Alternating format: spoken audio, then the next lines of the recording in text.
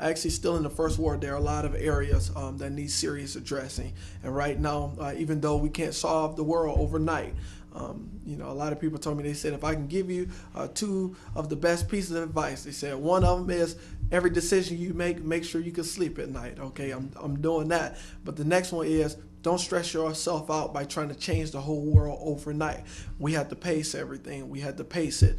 And I've learned I had to pace myself. So I do believe that the first ward, we're off to a good start. We're getting a lot of things accomplished. Again, everything can't be taken care of overnight, but I'm proud to say that the first ward actually has somebody that's working and tackling those particular issues. Okay. If you walk, I don't know how much traveling you do, but when you bump into a stranger, how do you describe the first ward in Flint? Not necessarily all of Flint, but just the first ward. How do you describe it to people? Well, the first ward, I believe, is full of some of the most loving people I've ever came across in my life. The first ward has a high percentage of senior citizens, residents that have lived in many parts of the first ward for 20, 30, 40, 50 years, who are grounded and rooted right there in the first ward, who don't plan to go anywhere regardless of how bad the times become. I describe the first ward as an area that I believe now is actually on the rise. Residents, when they see me for the first time or they see me at the store, they're excited about the passion that I'm bringing, excited about the new ideas that we're actually bringing to the table. They're excited to know that they have a council person that if an event they call him for whatever the reason may be, that he's going to be there. So I describe the first ward as one of the best areas by far in the city of Flint. So. Well, you must come to the table with something. You must have a vision for the first ward. So it has to be lacking something. Well, not necessarily, I guess. But just tell me, what's your vision for the first ward? What do you hope to accomplish? And I mean, you only have a few days left unless you get reelected. So talk to me. What are your plans? Well, first of all, of course, when you mention vision, people expect to hear about jobs, which we have plan. They expect to hear about the crime, hear about the abandoned houses. They expect to hear education addressed, which we are working to address all of those things. But you can't have any of those things unless we come together. Mm-hmm. So my top priority, the main focus of my vision, is to bring the first ward together. I mean, we have some block clubs that are together. We have a couple churches that stick together. But at the same time, everybody's yet so far apart. I made my top priority to engage every person, every business, every organization in the first ward to get involved in that change. Of course, there are many things that we can do separately. Mm-hmm. I, as a council person, can do many things by myself, the block clubs, the churches, the organizations, but we can do so much more if we put together all of the resources, all of the connections that we have to make the first ward one of the better areas to live in the city. So, of course, as it relates to jobs, when you think about jobs, mm-hmm. You can't really tackle that unless you look at education. Yes, we can bring jobs here, but how do we keep jobs? I want to make sure that the first ward residents are some of the most educated in the city. And how do we do that? We seek out grants for young adults as well as seasoned residents to go back to school, mm-hmm. so that when we get good paying jobs here, that we can keep them and be competitive with the rest of this country, be competitive with the rest of this state. When you look at abandoned homes or dilapidated properties, how do we address that?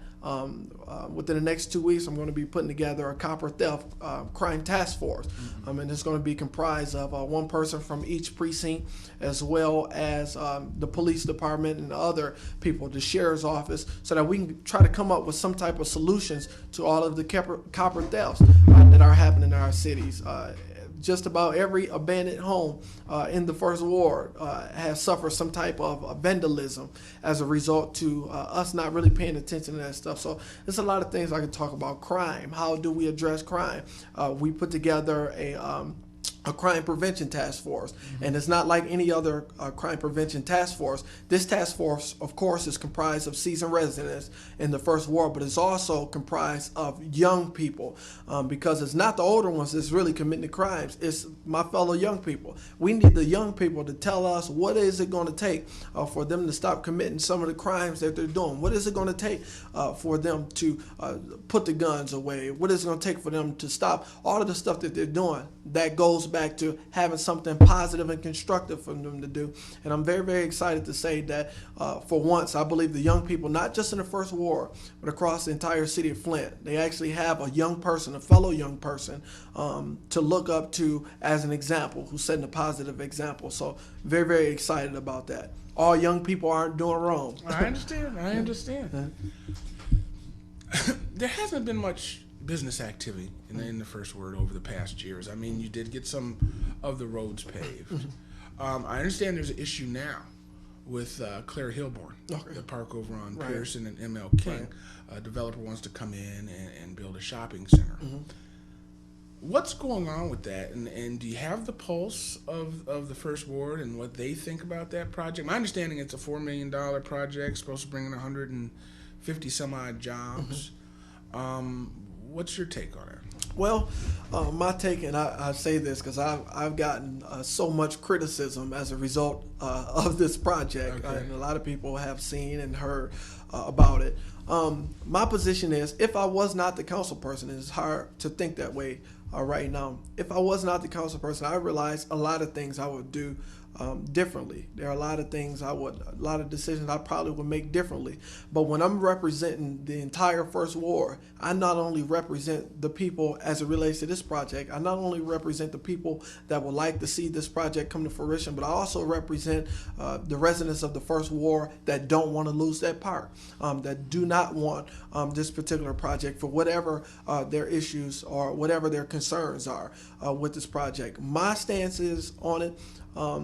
Of course, there's been a lot of talk in the media about the council being able to depark this park, to give this park to this developer, even though he's talked about redeveloping a park. But according to the charter, deparking any city park has to go before a vote of the people. So yes, it is true that as a council person, yes, I can negate the charter and make this project go forward. But if I violated the charter, I feel like I would be just as bad as any other politicians or elected officials that people may criticize. And with me being new to this, the last thing I want to do is violate the people's rights, and they have the right to vote on it. So let me understand this. There's two ways to go with this, right? Right. The council themselves can say, hey, this is a great idea.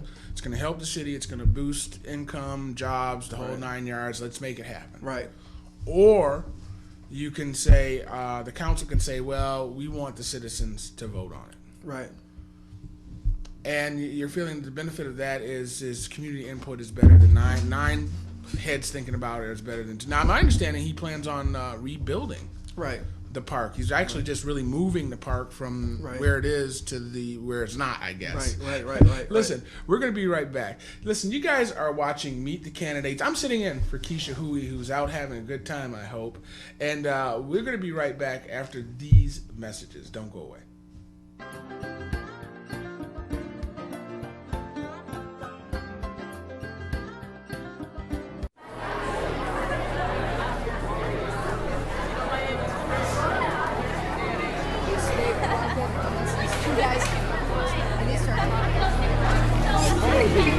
How's it going? Oh, it's a letter for Nick. Maybe she wants us to give it to her. Nick, read it. Read it. Read it. Read it.